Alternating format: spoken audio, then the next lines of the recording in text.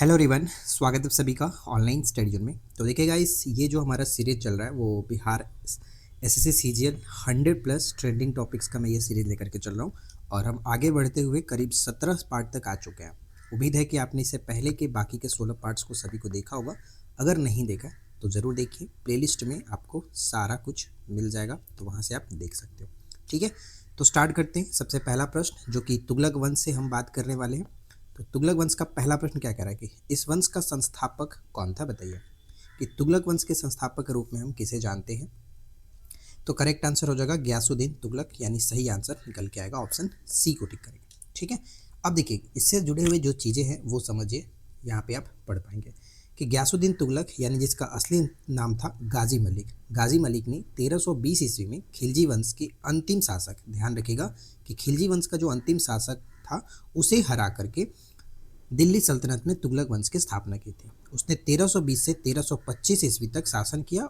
उसका पुत्र मोहम्मद बिन तुगलक उसके बाद शासक बना और फिरोज शाह तुगलक तुगलक वंश के एक अन्य महत्वपूर्ण शासक था। ज़्यादातर हम जब प्रश्न पूछते हैं तुगलक वंश से तो ये तीन ही शासक के बारे में बात करते हैं, जिसमें पहला शासक तो इसके संस्थापक गयासुद्दीन तुगलक, दूसरे जो शासक आते हैं एमबीटी जिसे मोहम्मद बिन तुगलक कहते हैं, और तीसरा एक शासक फिरोज शाह तुगलक।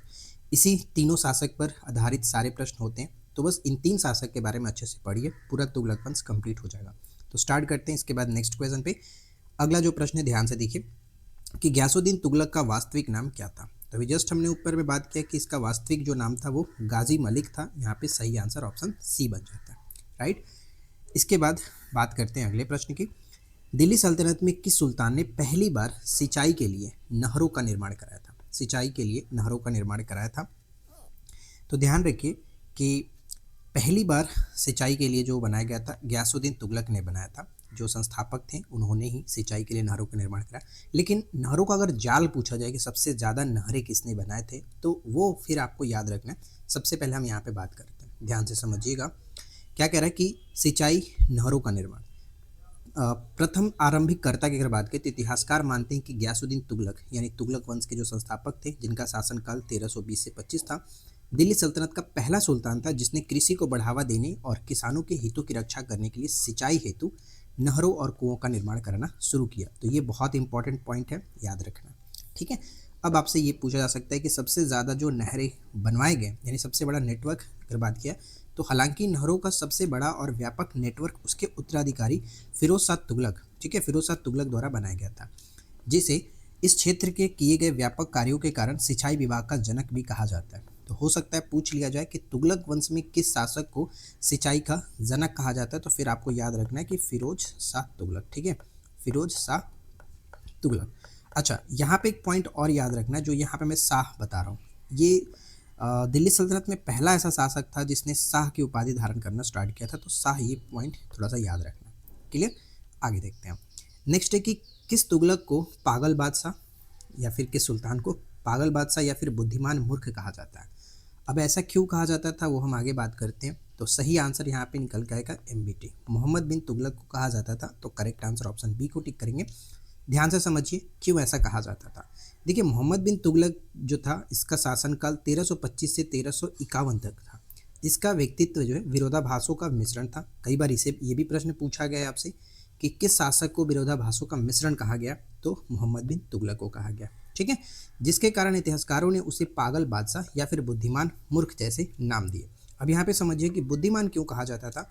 बुद्धिमान का अगर पक्ष रखा जाए तो वह मध्यकालीन सुल्तानों में सर्वाधिक शिक्षित, विद्वान और योग्य था। उसे अरबी, फारसी, गणित, खगोल शास्त्र, दर्शन शास्त्र और चिकित्सा विज्ञान के गहन ज्ञान था, मतलब बहुत अच्छा वो ज्ञाता था। तो फिर भाई मूर्ख क्यों कहा जाता था, तो वो भी आप यहाँ पे समझ लो।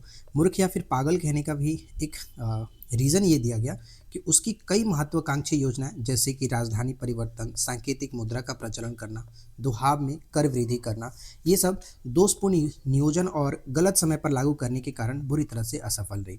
इन असफलताओं ने प्रशासन में अराजकता और जनता में असंतोष पैदा किया, जिससे यह उपाधि उसे दी गई। मतलब अच्छा खासा नॉलेज रहते हुए भी अलग अलग टाइम पर ऐसे ऐसे समय पर इसने किया कि अपनी पूरी साम्राज्य का इन्होंने मान के चलो कि विनाश किया। इस वजह से ऐसा कहा जाता था कि बुद्धिमान और मूर्ख दोनों एक तरह से।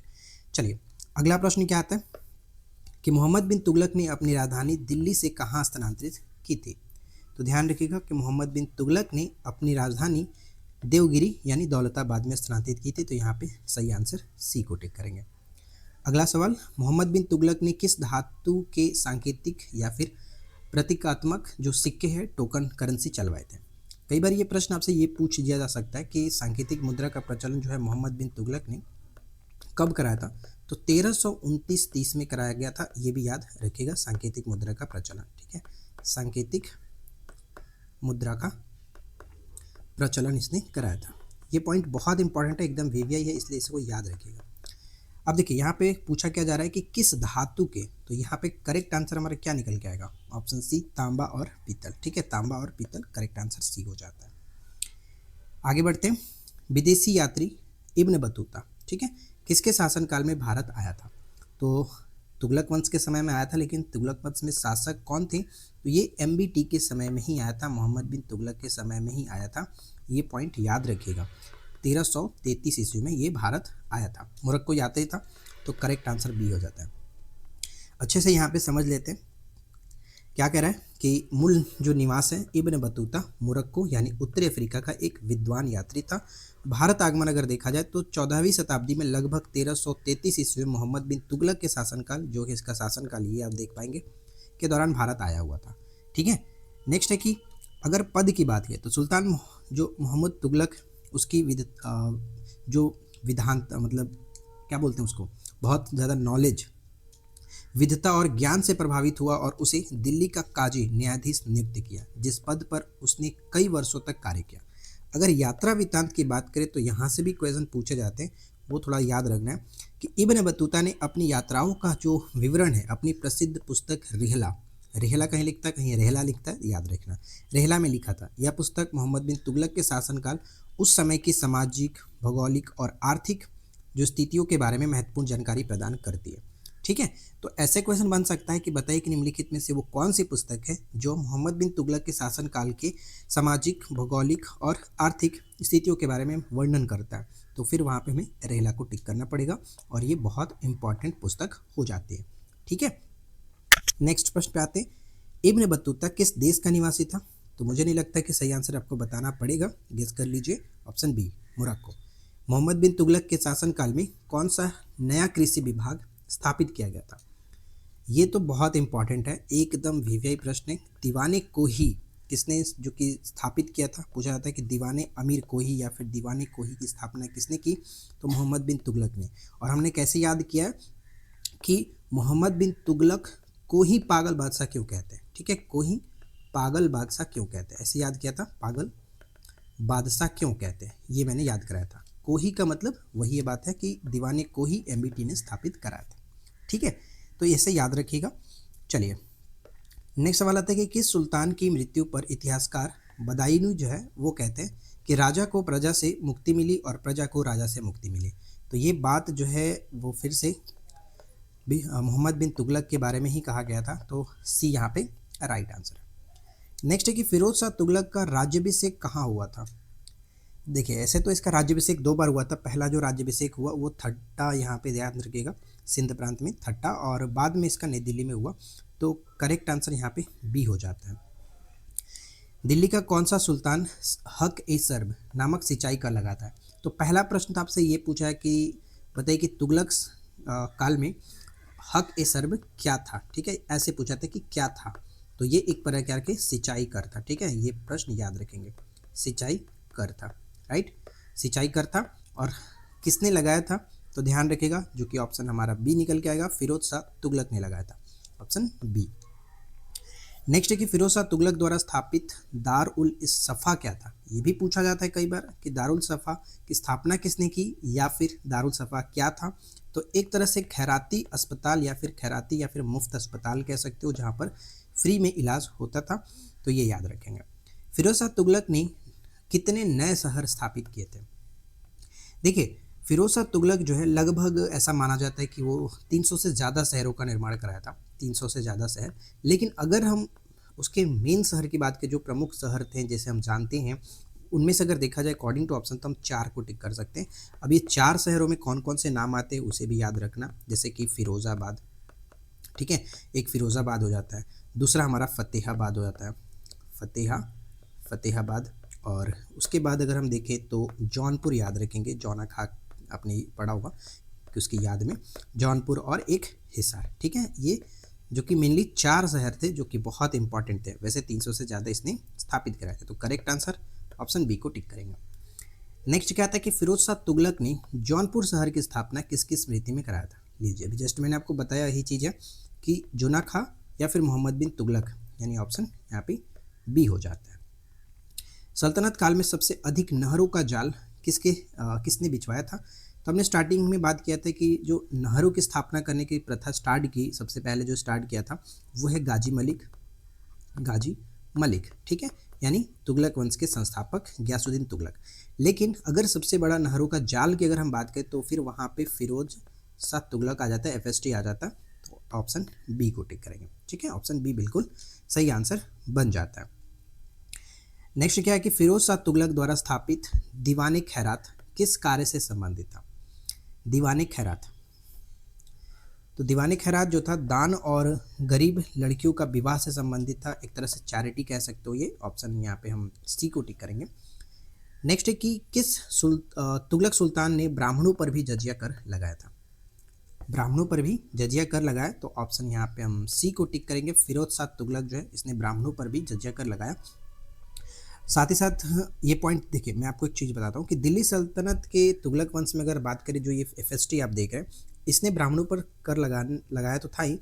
अब सबसे पहले ये पूछा था कि जजिया कर था क्या, ये आपको याद रखना है। तो देखिए, जजिया कर एक तरह से जो गैर मुस्लिम होते थे उनसे ये लिया जाता था, लेकिन पहले तो ये नहीं लेता था, लेकिन बाद में ये जो तुगलक शासक आया फिरोज शाह तुगलक, इसने स्टार्ट किया था गैर मुसलमानों से भी जजिया कर लेने की। चलिए, नेक्स्ट क्या आता है कि दिल्ली सल्तनत का वह सुल्तान जिसने बेरोजगारों के लिए रोजगार दफ्तर खोला था। तो राइट आंसर वापस से सी आंसर बनेगा, फिरोज शाह तुगलक। किस सुल्तान के शासनकाल में यानी दास गुलामों की जो संख्या थी सबसे अधिक लगभग 1,80,000 थी, जिसके लिए दीवाने बदंगान की स्थापना की थी। ये एक विभाग था दीवाने बदंगान। तो राइट आंसर ऑप्शन सी होगा, फिरोज शाह तुगलक। ठीक है, फिरोज शाह तुगलक। अच्छा, आगे बढ़ने से पहले एक छोटा सा पॉइंट मैं आपको बताना चाहता हूँ कि जो लोग आप लोग ये चाहते हैं PDF ये कहाँ मिलेगा, तो ये सारा PDF हमारे एप्लीकेशन पर जो कोर्स है उसमें आपको डाल दिया गया है। सारा PDF अब तक के जितने भी क्लासेस हुए सभी का PDF और साथ में उनका एक्सप्लेनेशन के साथ। ठीक है, एक्सप्लेनेशन के साथ इसमें सारा कुछ डाला गया, तो आप जा कर के PDF डाउनलोड कर सकते हो। सारा का सारा अपडेट हो चुका है बिहार SSC CGL वाले बैच में। ठीक है, अगर आप वहाँ नहीं जुड़े हो तो जाकर के जुड़ सकते हो। नेक्स्ट प्रश्न क्या आता है कि मोहम्मद बिन तुगलक ने किस क्षेत्र में राजस्व वृद्धि की योजना लागू की जो बाद में विफल रही। तो हमने स्टार्टिंग में बात किया था कि दोहाब में कर वृद्धि, तो ऑप्शन यहाँ पे तो बी को टिक कर सकते हैं। अब ये दोहाब क्या था वो मैं आपको थोड़ा सा बताना चाहूँगा। ध्यान से देखिए कि मोहम्मद बिन तुगलक ने दोहाब क्षेत्र में राजस्व वृद्धि जो योजना है लागू की जो बाद में विफल रही। विफल क्यों रहा वो समझिए। दोहाब क्षेत्र उसे कहते हैं जो गंगा और यमुना नदियों के बीच स्थित एक उपजाऊ क्षेत्र था। वहाँ उन्होंने कर दरों में लगभग 50% की वृद्धि कर दी थी। दुर्भाग्यवश उसी वर्ष दोहाब में भयंकर अकाल पड़ गया, जिससे क्या हुआ कि फसल की पैदावार प्रभावित हुई और किसानों पर कर बढ़ोतरी का जो बोझ बढ़ गया। इस वजह से वहाँ विद्रोह और असंतोष फैल गया। इस योजना को अंततः विफल माना जाता है। ठीक है, इसके बाद नेक्स्ट है कि मोहम्मद बिन तुगलक के काल में किसे दिल्ली का काजी नियुक्त किया गया था। तो दिल्ली का काजी हमने स्टार्टिंग में बात किया था कि इब्न बतूता जो आया था 1333 में, तो इसको बाद में दिल्ली का काजी न्यायाधीश नियुक्त किया गया था। तो ऑप्शन सी बिल्कुल सही होगा। पुस्तक इसका क्या था भाई, तो पुस्तक इसका था रेहला। ठीक है, रेहला इसका पुस्तक था, याद रखना। चलिए, अगला प्रश्न है कि तुगलकाबाद किले का निर्माण किसने कराया था। तुगलकाबाद किले का निर्माण गयासुद्दीन तुगलक। ऑप्शन यहाँ पे हम बी को टिक करेंगे, गयासुद्दीन तुगलक। दिल्ली सल्तनत के किस वंश ने सबसे अधिक समय लगभग 94 वर्ष तक शासन किया। सबसे लंबा जो समय रहा वो इसी का रहा, तुगलक वंश का। यहाँ पे ध्यान रखिएगा, तुगलक वंश जो स्टार्ट होता है वो 1320 से लेकर के 1414 तक चलता है। ठीक है, लगभग आपका 94 वर्ष तक ये शासन करते हैं। तो यहाँ पे हमारा करेक्ट आंसर क्या हो जाएगा, ऑप्शन सी को टिक करेंगे। ठीक है, नेक्स्ट है कि मोहम्मद बिन तुगलक अच्छा, यहाँ से एक चीज़ और याद रखें कि सबसे कम समय तक कौन शासन करते, तो सबसे कम समय तक जो है वो सही, ध्यान रखिएगा, सैयद जो वंश थे वो शासन करते। सैयद वंश लगभग 30 वर्षों तक इनका शासन रहता है। मोहम्मद बिन तुगलक जो है इसकी किस योजना को खून का प्यासा या फिर स्वप्नदर्शी कहा गया है? तो जितने भी यहाँ पे योजना थे, जैसे सांकेतिक मुद्रा का प्रचलन, दोहाब में कर वृद्धि, राजधानी परिवर्तन, इन सभी को मिलाकर के ऐसा कहा जाता है कि खून का प्यासा या फिर स्वप्नदर्शी योजना के रूप में जाना गया। तो राइट आंसर यहाँ पे हम डी को टिक करेंगे। ठीक है, नेक्स्ट है कि किस सुल्तान ने अपनी आत्मकथा फुतुहात ए फिरोज शाही लिखी थी? तो ये जो रचना है वो है, आत्मकथा जो है वो फिरोज शाह तुगलक की रचना है। ऑप्शन बी यहाँ पे करेक्ट आंसर बन जाता है। नेक्स्ट है कि तुगलक वंश का अंतिम शासक कौन था जिसके समय में तैमूर ने दिल्ली पर आक्रमण किया? तो दिल्ली पर तैमूर का आक्रमण जो होता है वो 1398 में होता है, ये याद रखिए। और वो शासक कौन थे? Nasiruddin Mohammad Tughlaq. Right answer B हो जाता है। ठीक है, नसीरुद्दीन मोहम्मद तुगलक। अब यहाँ पे नेक्स्ट प्रश्न है कि तैमूर ने दिल्ली पर कब आक्रमण किया था? तो राइट आंसर ऑप्शन सी, 1398 ईस्वी में। तुगलक वंश का शासनकाल किस अवधि से किस अवधि तक रहा? ये भी मैंने आपको बता दिया कि 1320 से लेकर के 1414 तक था। तो यहाँ पे हम बी को टिक करेंगे। ठीक है, 94 वर्षों तक, सबसे ज़्यादा समय तक दिल्ली सल्तनत में शासन करने वाले जो शासक थे तुगलक वंश के थे। मोहम्मद बिन तुगलक के समय किस राज्य में हरिहर और बुक्का ने स्वतंत्र राज्य की स्थापना की थी? तो हरिहर और बुक्का की जो स्थापना होती है इन्होंने करता है, जो कि विजयनगर साम्राज्य की स्थापना 1336 ईस्वी में विद्यारण्य के आशीर्वाद से। आपने ये पढ़ा होगा विजयनगर साम्राज्य पर, मैंने अच्छे से बहुत ही बेहतरीन तरीके से नोट्स आपको प्रोवाइड करा है। वैसे तो सारा नोट्स आपको हमारे एप्लीकेशन पर मिल ही जाता है, तो वहाँ से आप देख लेना। तो एमबीटी के समय में ही इन्होंने स्थापना किया था, तो ये याद रखिएगा। मोहम्मद बिन तुगलक की मृत्यु कहाँ हुई थी? मोहम्मद बिन तुगलक की मृत्यु कहाँ हुई थी? सिंध के पास थट्टा में। ठीक है, सिंध के पास थट्टा में। और उसके बाद जो कि फिरोज शाह तुगलक जो है वो अब शासक भी बनता है, पहला राज्याभिषेक भी यहीं पे करता है। नेक्स्ट है कि फिरोज शाह तुगलक द्वारा स्थापित शहर हिसार का पुराना नाम क्या था? तो पुराना नाम क्या था? हिसार ए फिरोजा। हिसार ए फिरोजा, ऑप्शन सी। मोहम्मद बिन तुगलक ने किसे चीन के शासक तोगन तैमूर के पास दूत बना करके भेजा था? किसे भेजा था? तो इब्न बतूता को। यहाँ पे हम बी को टिक करेंगे, इब्न बतूता। ऑप्शन बी बिल्कुल सही आंसर बन जाता है।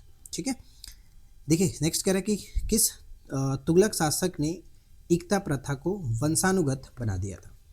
इक्ता प्रथा को वंशानुगत बना दिया था, फिरोज शाह तुगलक थे। Option C. फिरोज शाह तुगलक द्वारा सिंचाई के लिए बनाई गई सबसे बड़ी नहर कौन सी थी? सबसे जो ज़्यादा नहरों का जाल बिछाया गया वो इसी के समय में बिछाया गया, और इन्होंने सबसे बड़ी जो नहर बनवाई थी उसका नाम क्या था? तो यमुना नहर। यहाँ पे ध्यान रखिएगा, ऑप्शन सी। नेक्स्ट क्या था कि तारीख़ फिरोज शाही। ठीक है, तारीख़ फिरोज शाही के लेखक कौन थे जो फिरोज शाह तुगलक के समकालीन थे? क्या बनेगा? ऑप्शन बी, जियाउद्दीन बर्नी। ये पुस्तक इंपॉर्टेंट है, पूछा जाता है, याद रखें। नेक्स्ट है कि मोहम्मद बिन तुगलक के समय दक्षिण में किस अन्य स्वतंत्र मुस्लिम राज्य की स्थापना हुई? तो हमने देखा था कि विजयनगर साम्राज्य के साथ साथ एक बहमनी राज्य भी उनके समकालीन था। तो यहाँ पे राइट आंसर ऑप्शन बी होगा, बहमनी राज्य। गयासुद्दीन तुगलक की मृत्यु किस कारण से हुई थी? तो गयासुद्दीन तुगलक की जो मृत्यु होती है वो लकड़ी के महल के गिर जाने से उनकी मृत्यु होती है, यानी ऑप्शन सी होगा। मोहम्मद बिन तुगलक के काल में किसे दिल्ली का काजी नियुक्त किया गया था? तो क्वेश्चन रिपीटेड यहाँ पे है, Ibn Battuta. Option C. Firoz Shah Tughlaq ने अपनी प्रशासनिक सुधारों में कितने प्रकार के करों को समाप्त कर दिया था? तो देखिए फिरोज शाह तुगलक ने लगभग 24 प्रकार के करों को समाप्त किया था। तो यहाँ पे हम सी को टिक करेंगे, और ये बहुत अच्छा सवाल है, इसको याद रखिएगा। ठीक है, अच्छा यहाँ पर एक प्रश्न हम चर्चा करना चाहेंगे। जैसे कि देखिए तुगलक जो गयासुद्दीन तुगलक है, इसकी मृत्यु की जब होती है तो मैं थोड़ा सा आपको बताना चाहूँगा। एक प्रसिद्ध सूफी संत थे जिनका नाम था निज़ामुद्दीन औलिया। सभी को पता होगा निज़ामुद्दीन औलिया के बारे में, तो ऐसा कोई नहीं जानता। औलिया से इनका जो संबंध था वो अच्छा नहीं था। सभी को पता है कि सूफी संत जो थे निज़ामुद्दीन औलिया के साथ सुल्तान के संबंध अच्छे नहीं थे। जब गयासुद्दीन तुगलक बंगाल विजय से वापस लौट रहा था तो संभवतः इसने क्या किया कि सुल्तान ने निज़ामुद्दीन औलिया के पास ऑलरेडी संदेश भिजवा दिया कि सुल्तान के आने से पूर्व वो सल्तनत छोड़ करके दिल्ली चले जाए। इसी पर औलिया ने कहा था कि दिल्ली अभी दूर है। यानी कि आपसे प्रश्न ये पूछा जाता है कि दिल्ली अभी दूर है, ये कथन किसका है? तो निज़ामुद्दीन औलिया का है। किसके लिए कहा गया था? तो गियासुद्दीन तुगलक के लिए कहा गया था। ये पॉइंट इंपॉर्टेंट रहेगा, याद रखेगा। दिल्ली अभी दूर है, दिल्ली अभी दूर है, ये पॉइंट याद रखेंगे। ठीक है, चलिए आगे बढ़ते हैं। इसके बाद नेक्स्ट है कि दिल्ली सल्तनत का पहला सुल्तान जिसने अपने नाम के साथ शाह की उपाधि का प्रयोग किया। स्टार्टिंग में हमने बताया था फिरोज शाह तुगलक, ऑप्शन सी। और इस वीडियो का आखिरी प्रश्न आपकी स्क्रीन पर यह है कि तैमूर के आक्रमण के बाद दिल्ली सल्तनत पर तुगलक वंश का अंत हो गया और किस नए वंश की स्थापना होती है, ये बताना। तो क्रम तो आपको पता ही है, सैयद वंश इसके बाद आता है, यानी ऑप्शन यहाँ पे सी हो जाता है। यहाँ पे देखिए कि तैमूर के आक्रमण के बाद दिल्ली सल्तनत पर तुगलक वंश का अंत हो गया और कह सकते हैं कि सैयद वंश की स्थापना हुई। सैयद वंश का शासनकाल करीब यहाँ पे 1414 से लेकर के 1451 तक रहा। यह तैमूर की नियुक्त जो है वो खिरज खां के द्वारा स्थापित किया गया था। प्रश्न ये पूछा जाता है कि सैयद वंश की स्थापना किसने की थी? खिरज खां ने किया था, ये याद रखेगा। यह तुगलक वंश के बाद दिल्ली सल्तनत पर शासन करने वाला एक नया वंश था। ठीक है, कुल मिलाकर तुगलक वंश से रिलेटेड इतने सारे प्रश्न थे। उम्मीद करता हूं कि ये वीडियो आप लोग के लिए हेल्पफुल रही होगी। पसंद आया हो तो लाइक एंड शेयर जरूर कर दीजिएगा। चैनल पे पहली बार आए सब्सक्राइब करके नोटिफिकेशन बेल आइकन को ऑल पे सेट कर लीजिए। हम मिलते हैं आपके साथ इसी प्रकार के नेक्स्ट वीडियो में नए टॉपिक के साथ। Thanks for watching, keep learning, have a good day.